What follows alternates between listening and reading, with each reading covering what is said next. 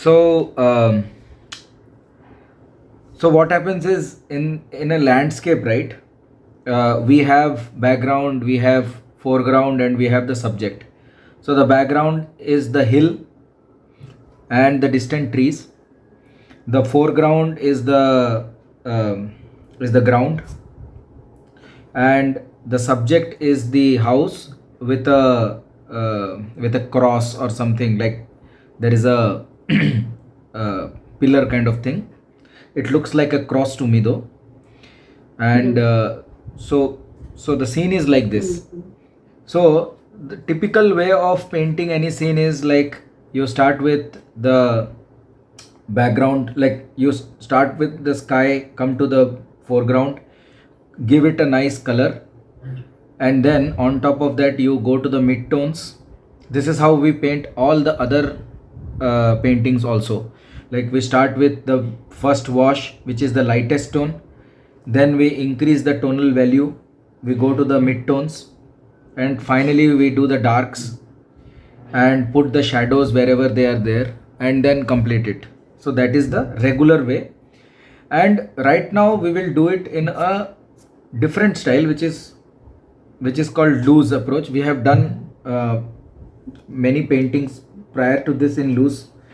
You would recall the auto rickshaw, or the ambassador that we did. I think Malti was alone that time, and we also did one more.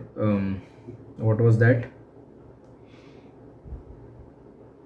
I'm unable to recall. But sorry. The fruit bowl. The fruit bowl one. Yeah. So what happens in loose style is the first initial colors that we are giving. The first initial colors will not follow any pattern or any like any template. So the house may have yellow, red, green, any color. So that will be considered as the initial color of the paper. Like consider that you have thrown away or you have introduced any kind of colors in a harmonious way. Definitely you don't want to make it look like mud. You want to make it look like all colors are evident and all colors have their freshness. So you have to take very light colors with lot of water, and then you have to impart strokes. Like the stroke should be visible, your brush strokes should be visible, and you give the initial color to the paper. Once you give the initial color to the paper, that becomes your background, or that becomes your starting point. So you develop your painting on top of that colorful background. Consider it as you are making a colorful paper and then you are painting on top of it. Consider it that way. And in that, so while you are making a colorful paper, the strokes that you are putting should be visible. The strokes the strokes that you are putting will decide who has painted it. Like if I do it, I will do it in a typical way, you will do it in a different way. And you should always have some white intact, so it should appear like the color is harmoniously flowing in the paper. It has a couple of areas where white is also there, and the tones are very light. Those lightest tones will be visible after you finish the painting. In the darkest layer also it will be visible, and in the lightest layer, like whichever highlights we are talking about, there those colors will anyways be there. so that will be our approach. And while we are making the roof, or while we are making the walls, while we are making any of the subjects, we will hold the brush in a very loose way. Like we will have less grip. We want the colors to mingle and flow. Finally, when we are doing the shadows, that time only we are going to restrict or control the flow of water. Otherwise, we will try to build very light layers of colors, and we will try water to spread, the colors to mix with each other and create harmony.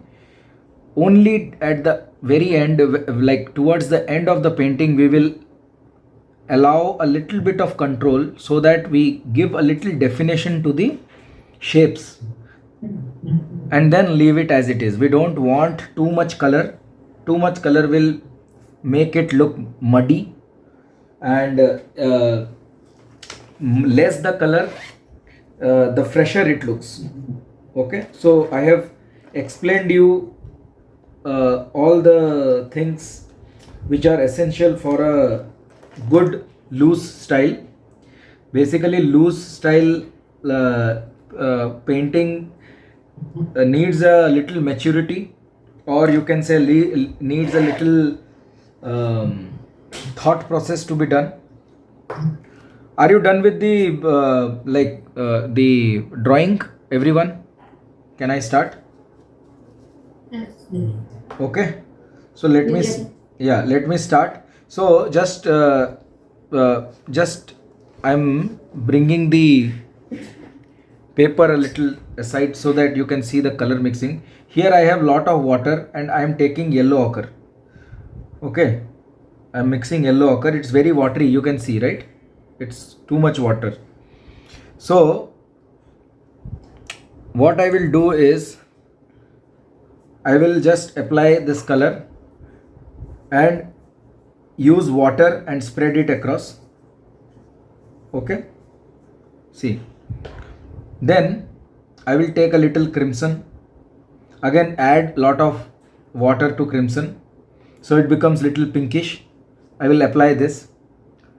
So I'm not bothered about whether I'm in sky or in the ground portion. Now because we are in sky, let's use little blue here, just that much. Allow it to flow. Then you can also like sprinkle colors like this. See what I am doing. Sprinkle means this directional lines, like this, the force with which I am putting, that should be visible. See, this also can be done, or you can splatter it like that. So basically you are creating a very interesting background. See, don't be afraid. The only thing is you have to be very, very light. If you become dark right here, then it will be a problem. Understood? So this is my first stage. You can use a little bit of green also if you have, or a little bit of burnt sienna. See, I'm mixing little burnt sienna, and I think I should put little here. Okay, understood? Yes. Yeah, so kindly do this. See, so this is nothing close to what I'm seeing over there, but this is my processing. My processing will vary from your processing. That's why this loose style will have a signature touch. I just want to add some strokes here and there. Okay, yeah, and I will now dry it. So once we have dried it, you see how light and vibrant it is looking. So this is our background now. Okay, so now we will be working on the distant mountain here, and also on the roof, the trees behind. So remember one thing, whatever colors we are going to take, it should be very watery. then only it will look like loose watercolor. Okay, loose का मतलब क्या है? Loose means the water should look like water, like the when you put the strokes, it should look like some water has spilled over it. You're getting me? So what I am doing is I am taking a mixture of blue, crimson and a little burnt sienna. I am adding too much water, like it's very watery, and I am allowing it to spread here and there. But I don't want the color to come here, because here we have a good highlight. Try to understand. If I go inside the highlight portion, then it will be a problem. So we have to develop the character, but we have to do it in a very intelligent way. We can fiddle around with the background, everything, but not with the subject. The subject character has to remain intact. So see this. I've tried to create the hill, but I have actually made it a very misty hill. Okay, and then I'm taking a little orange and little burnt sienna, mixed it with again lot of water, and now I'm trying to work on the roof. So what happens is, when I touch it here, the color of the hill is going to come inside the roof. So let it get blended away, because here there is no highlight, so that's okay. So where the highlight is, we have to maintain the richness of the freshness of that color. So we should not go inside the highlight portion. Rest everything we can allow it to merge and create a kind of harmony. Okay, so done. Now this side also I'm taking, first and foremost rule, the color should be super wet. You will feel that you have to, like, you will get the feeling that it's not under your control, then only it will come out beautiful. Now for the trees here, I am using a mixture of yellow ochre and little blue, and I'm putting it here. I'm bringing it close to this house, but again here I have to be careful, because here the highlight is there. So I don't have to go inside the house now, but outside I can do anything. See, I'm putting lot of water now. I'm putting little blue, and allowing it to spread. I'm literally playing with it. Okay, you can put drops of some color, but it should be very light, like very watery. See,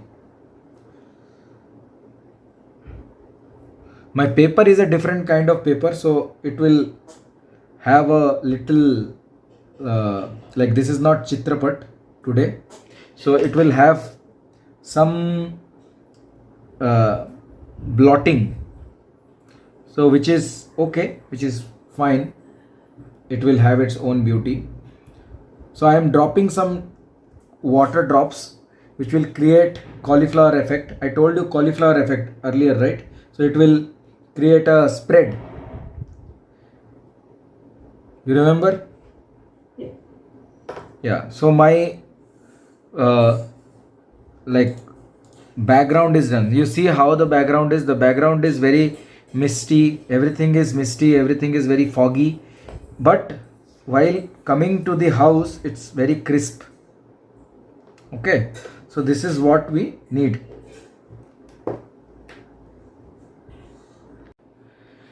So now we have completed the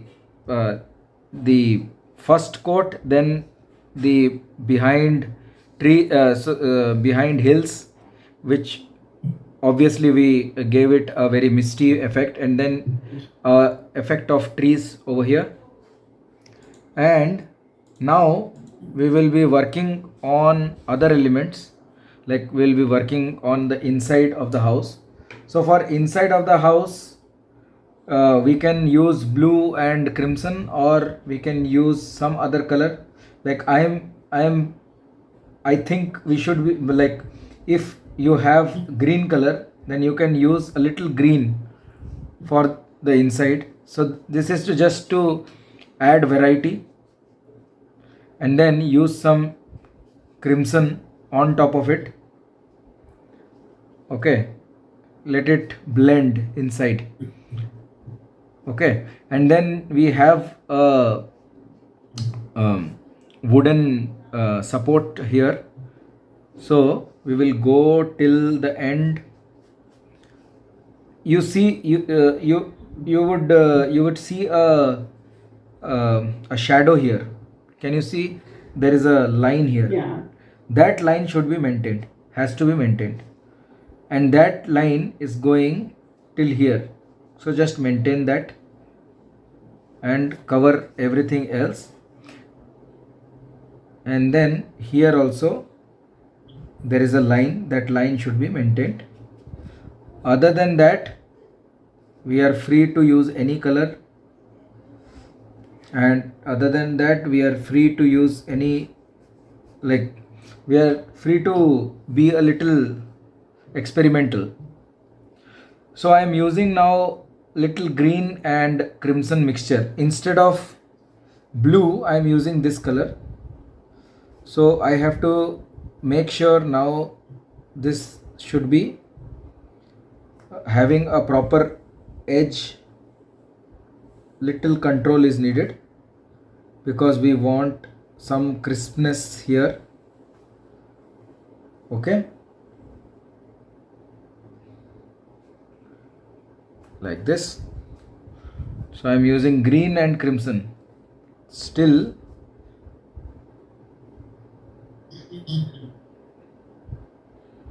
it will look nice.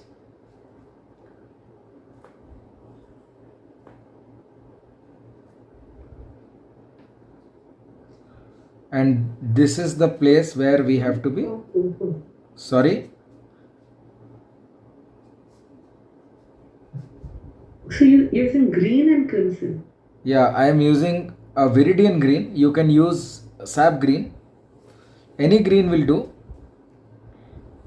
You can use blue and crimson also. What I'm saying is, colors doesn't matter. Tones matter.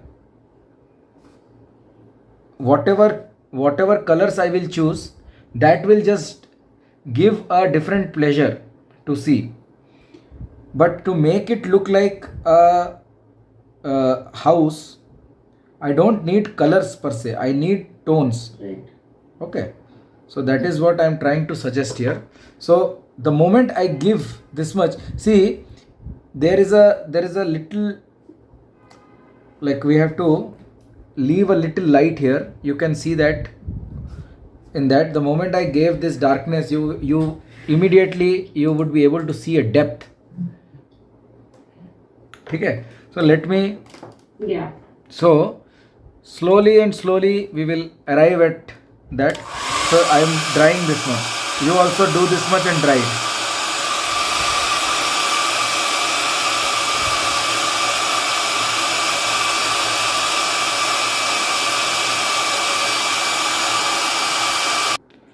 Now what we will be doing is we will be painting the portion under the roof, like this portion. There is an edge here, right? So that portion is darker than the that portion is significantly darker than the shadow.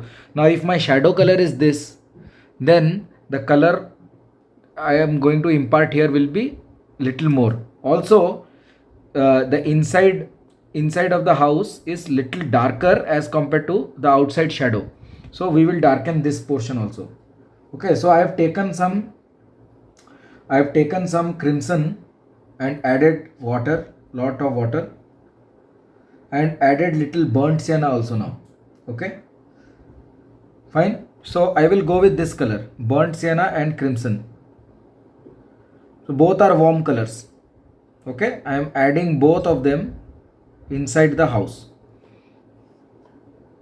So inside the house, the area which has real darkness, that portion, like till this like till this edge of the wall, this portion is done. We will not touch this portion. Now we will work only on the inside of the house. Now I am going to change the color. I am going to take some other color. See now.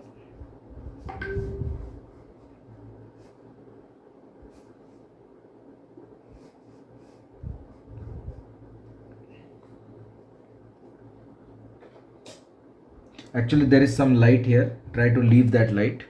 Mistakenly I bumped on top of it. Still fine. Are you getting? In the front pillar, right? Yeah, in the front pillar there should be some light. Try to leave it. Acha, now I am going under the roof on this edge. I am using the same color, crimson and burnt sienna.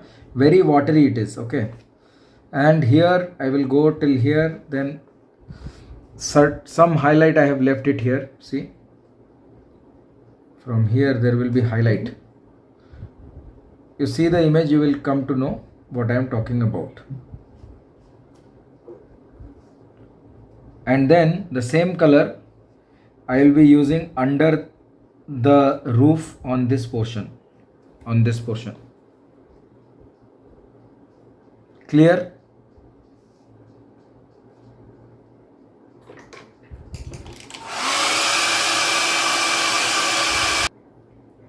So I am taking ultramarine blue, mix with water. I don't want to make it very dark. Okay, and I will just go one thin tone, see, like this. This paper will soak water like anything. Immediately it will soak, but the moment you dry it, it looks very vibrant. It is very difficult to work on this paper, but final output is mind-blowing. We don't know what's happening while we are painting. See, now I darkened it one tone. Okay, clear? The same thing I am going to do on this portion also. I am taking some blue. Okay, I am going to put this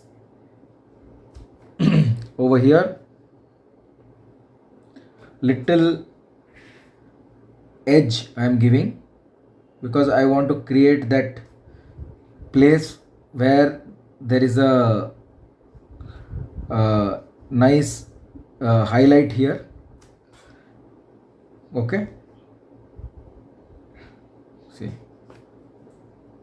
and then this thing, stop it here, and then I will dry this.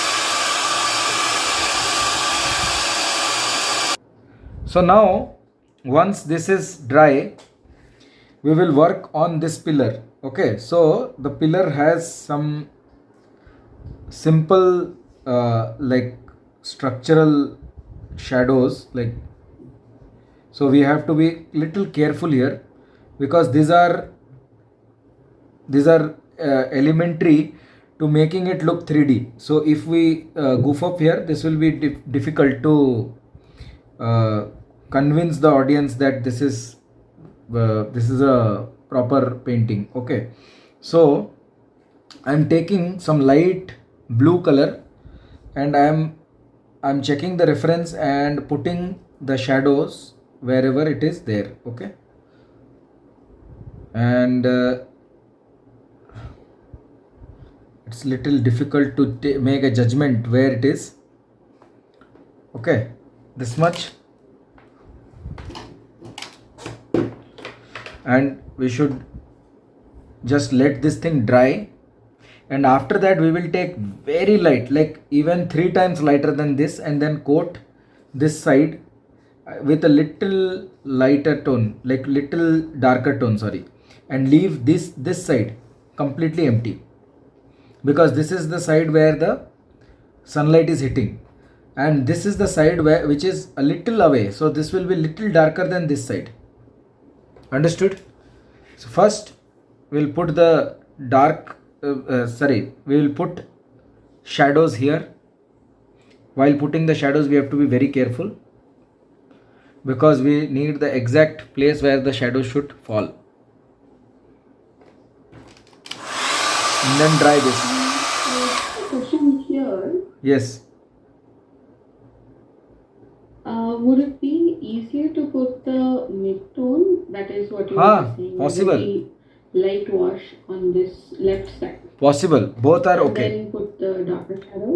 Both are fine. You can put the light one first and then put the dark one. That is also fine. Okay.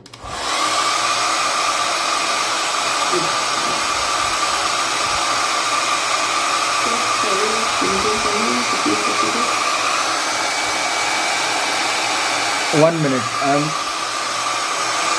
I'm unable to hear. Yeah, tell me. See what I'm doing. I'm just putting a very thin coat. Okay. Very thin coat.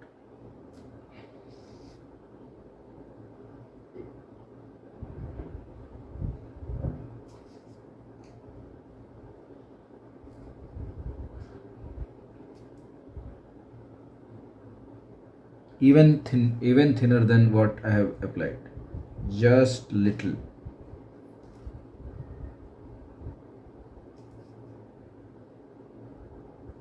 As it goes up, you can leave it. Done.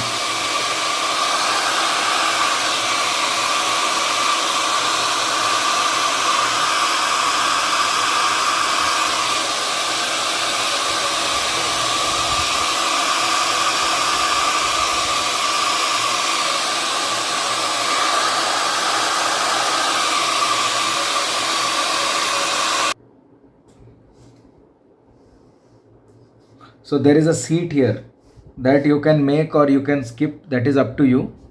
And then there is like on this pillar also there is some sunlight which is being blocked by this face, so that will so that also you need to make. And there is some shadow underneath it, so that also you have to make. Now what we need to do, who can say? The doors and windows? Yes, inside doors and windows. After watching, I could see that here this side some shadow is there, which I left it, like which was not made. So I am doing this shadow.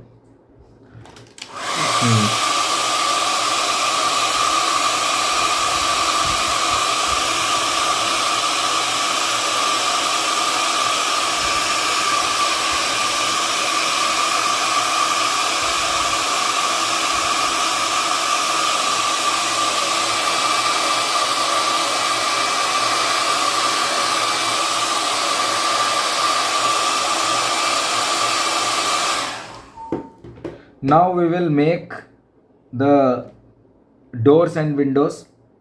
Okay, so I am taking now proper dark colors at this moment. After so much of tamjam, right now I am taking the proper dark colors, so less water and more pigment, and I am creating an effect of a window. Can you see that? Yeah. Okay, right now it is the time to make windows,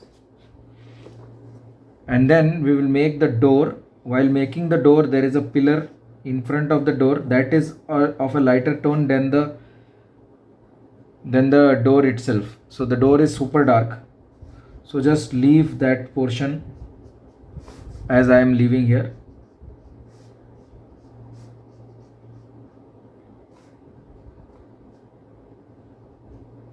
So this is super dark.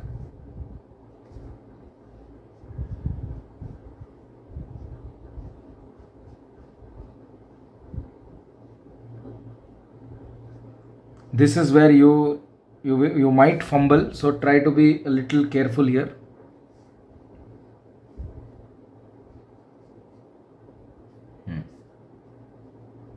See, okay, and then outside the house also there are two windows, so we'll paint it with a little lighter tone. This thing will be even darker.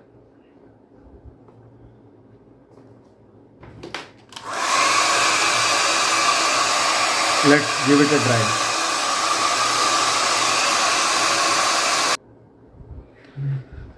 This cross is casting a shadow here. Can you see?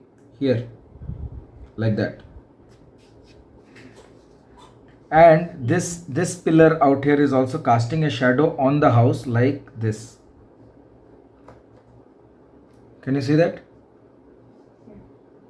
Yeah, just make those two small things.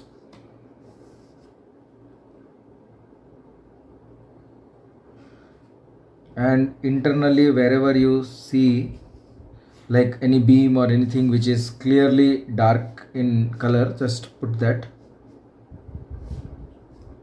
I am trying to figure out areas which are even darker than what we have done, and I am trying to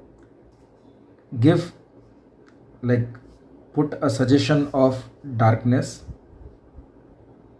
Okay, so we need to compare this the shadow color or the shadow tone here and the color tone here, and we have to darken it accordingly. So I am darkening the things because I feel it needs to be darkened. So always do a comparative study. It will tell you exactly what needs to be done.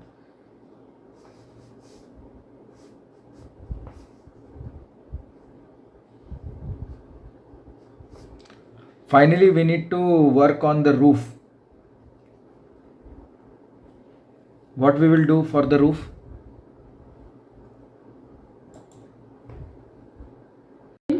So we will take some crimson and orange color mixed together. Okay, and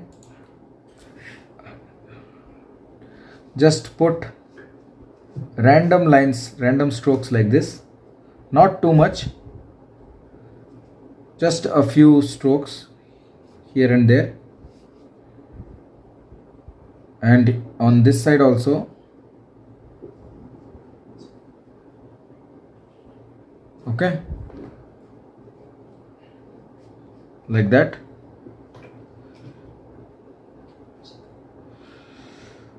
And we are going to take some very dark colors also. So the crimson and blue, and on the edge I am going to give very dark colors because I see very dark colors here on this edge. Can you see? Yeah, where the tile is coming. Yeah, the tile edge, that is very dark. Okay, this pillar that we have, this needs to get one more coat of color.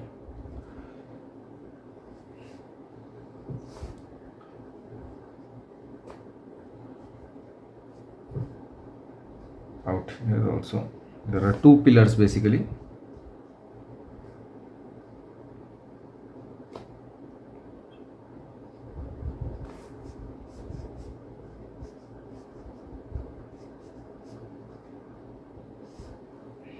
Yeah.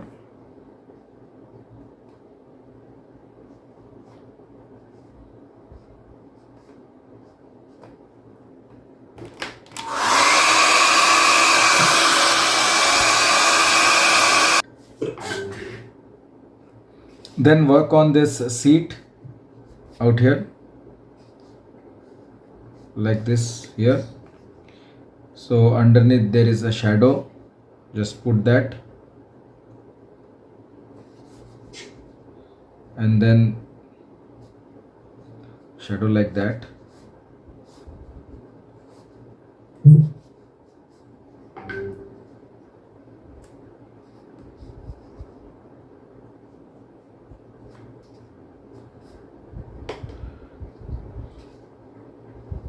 We are very close to the completion. Okay, now we will be just making the trees, and the painting will be over. Are you guys done till here? So the trees can become loose. You're getting me what I'm saying?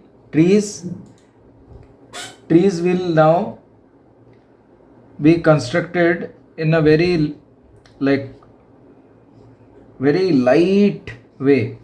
We don't want darkness, we want it as light as possible.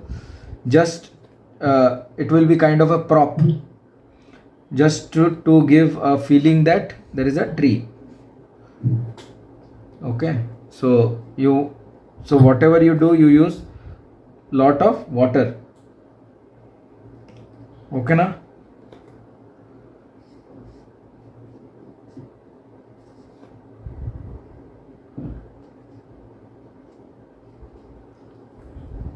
Same thing we will do here.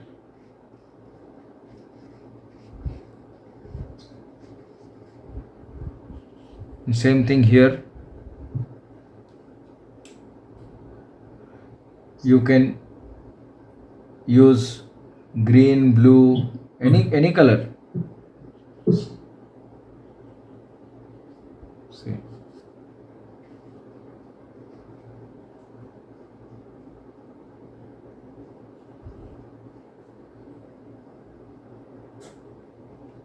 Okay, and now we'll just use splatter or a splatter of colors or directional splatters for the effect of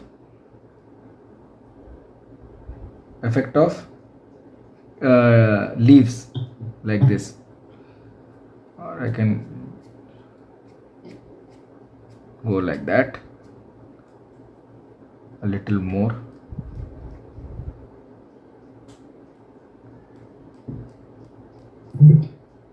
See,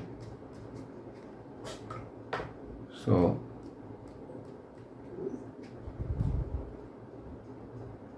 little orange also.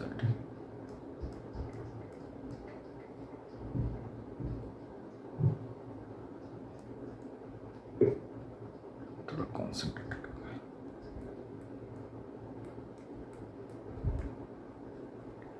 Let it be watery. Okay, let it flow. That's okay.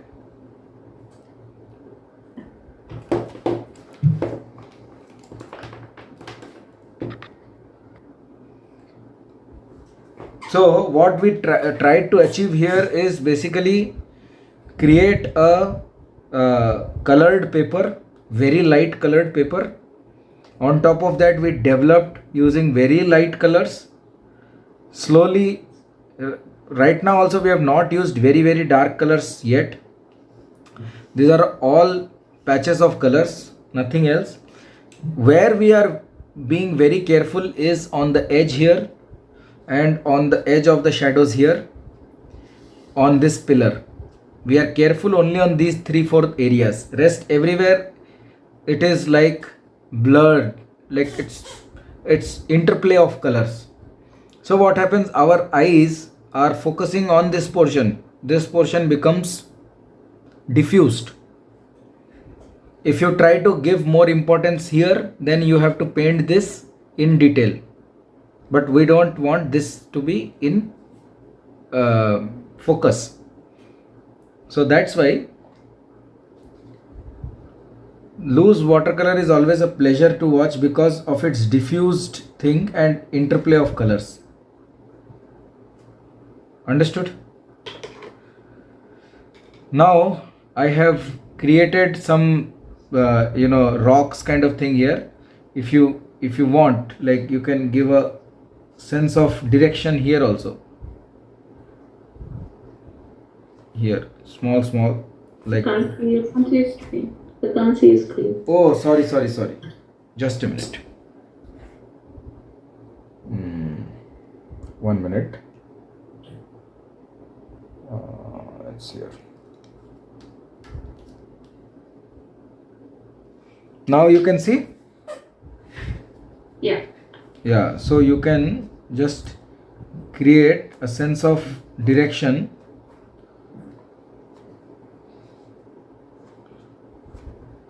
using this kind of lines, like as if a stone is there. So create a stone and then just drag it in one direction, so it everything will give you a sense of sunlight.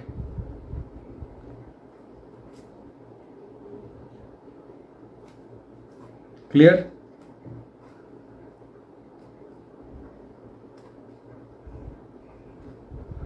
Even in the trees, if you want, like, directional lines you can give. So this will be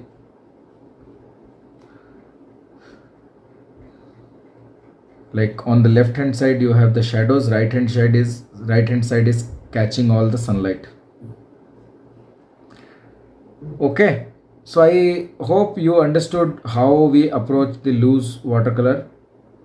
So while doing loose watercolor, it is always very exciting, because you don't know what the outcome is going to be. You have planned it in one way and it comes out to be in a different way. But whatever it is, like, you see the whites that has been left, these are the areas of interest. If you completely cover it, then it looks boring. So you need to leave certain areas. If let's say I left a bigger patch, it would have looked even better. So try to leave, while you are putting the first coat, try to control it in limited area, so that in paper you can see some spaces, so you can see the brush strokes properly. Understood? So time for me to sign my work, so you guys also sign it and say goodbye to me. I am feeling very hungry. Yeah, I think we should stop. We'll just, I think, finish whatever you said so far and continue. Yeah. Okay then, chalo. Okay, thank you, sir. Bye bye everyone. Thank you. Yeah. Good night. Good night.